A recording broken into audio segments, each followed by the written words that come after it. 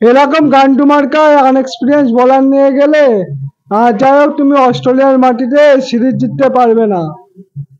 আর বন্ধুরা যেমনটাই হলো, অস্ট্রেলিয়া 2 উইকেটে উইকেটে ভারতকে হারিয়ে দিল।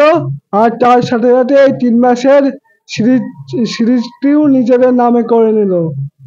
আর বন্ধুরা এই ম্যাচের হারের পরে কিন্তু অনেক প্রশ্ন উঠবে। শুভমান গিলের ক্যাপ্টেন্সিতে অনেক প্রশ্ন থাকবেই, কারণ শুভমান গিল কিন্তু টেস্টে ভালো করেছে, কিন্তু ওডিআইতে অনেক কিছু শেখার বাকি আছে। আর প্রশ্ন উঠবে এই ওডিআই স্কোয়াডটা নিয়ে, যেখানে তুমি একটা এক্সপিরিয়েন্স বোলার নিয়ে যাওনি। তোমার কাছে রবীন্দ্র জাদেজার মতো এক্সপিরিয়েন্স অলরাউন্ডার ছিল, মোহাম্মদ শামির মতো এক্সপিরিয়েন্স বোলার ছিল, যে 2023 ওয়ার্ল্ড কাপে সব থেকে বেশি উইকেট নিয়েছিল। তাদেরকে তুমি অস্ট্রেলিয়া টোরে নিয়ে যাওনি। আর যাই হোক, মানে এই ম্যাচটা, মানে কি বলবো, এই ম্যাচটা যেটারই ছিল, যদি একটু এক্সপিরিয়েন্স বলার ভারতে থাকতো। হ্যাঁ, ভারত একটা চান্স পেয়েছিল, মোহাম্মদ সিরাজ সেটা মানে ক্যাচ মিস করে দিল শটের। সেখানে যদি উইকেটটা নিয়ে নিতে পারতো তাহলে একটু চান্স ছিল জেতার।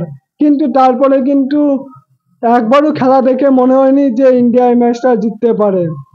আর বন্ধুরা অস্ট্রেলিয়ার টিমটা থেকে কোথাও না কোথাও ভারতের অনেক কিছু শেখা বাকি আছে। অস্ট্রেলিয়ার টিমটা দেখে খালি খালি তারা ওয়ার্ল্ড চ্যাম্পিয়ন না, সবার তারা ওয়ার্ল্ড কাপ জিতেছে।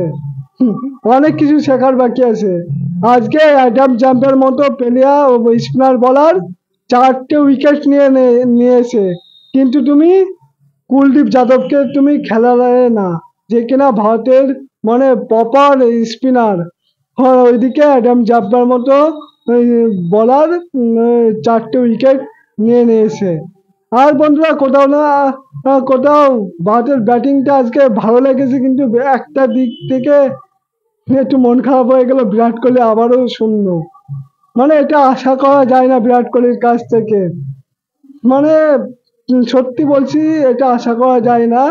যাই হোক, এটা খেলা, যা কিছু হতে পারে।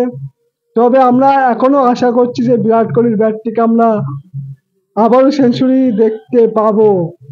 তো আজকের ম্যাচটা নিয়ে তোমাদের কি মন্তব্য সেটা অবশ্যই কমেন্ট বক্সে মেনশন করো।